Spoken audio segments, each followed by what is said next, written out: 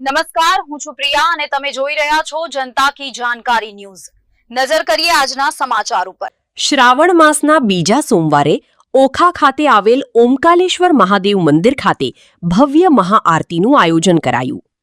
દેવભૂમિ દ્વારકા ઓખા ખાતે આવેલ ઓમકાલેશ્વર મહાદેવ મંદિર ખાતે આ પવિત્ર શ્રાવણ માસ નિમિત્તે દર વર્ષની જેમ આ વર્ષે પણ શ્રાવણ મહિનાના બીજા સોમવારે ભવ્ય મહાઆરતીનું આયોજન કરવામાં આવ્યું હતું।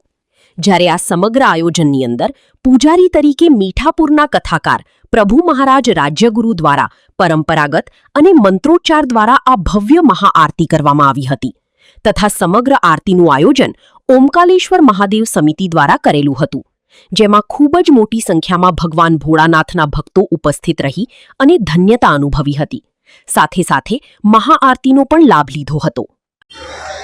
હું પ્રભુ મહારાજ રાજ્યગુરુ મીઠાપુરથી ભાગવત કથાકાર તથા આજે ઓખા ગામની અંદર ઓમકાલેશ્વર મંદિર મહાદેવ, જ્યાં વર્ષોથી આદિ અનાદિ એવું ભગવાન ભોળાનાથનું મંદિર, તો દેવોનો દેવ મહાદેવ એટલે આજ શ્રાવણ માસનો બીજો સોમવાર અને દર સોમવારે મહાઆરતીનું આયોજન યોજાય છે।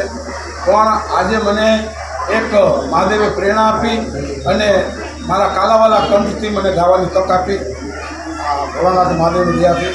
પણ એમાં પણ ઓમકાલેશ્વર મહાદેવ સમિતિ તેઓનો ખૂબ સારો સહકાર અમને મળ્યો અને ભક્તોના ટોળા જેમ કે ઓછામાં ઓછું ઓમકાલેશ્વર મહાદેવનું પટાંગણ 10,000 ફૂટ જગ્યામાં છે ભાઈ, પણ ગેટ બાર સુધી માણસ હતું અને એમાં પણ આપણે ન્યૂઝ ચેનલનો પણ લાભ મળ્યો છે એવા મીઠાપુરથી લલિતભાઈ તથા ભગવાન મહાદેવે સારી પ્રેરણા આપી અને મહાઆરતી ભોળાનાથની થઈ।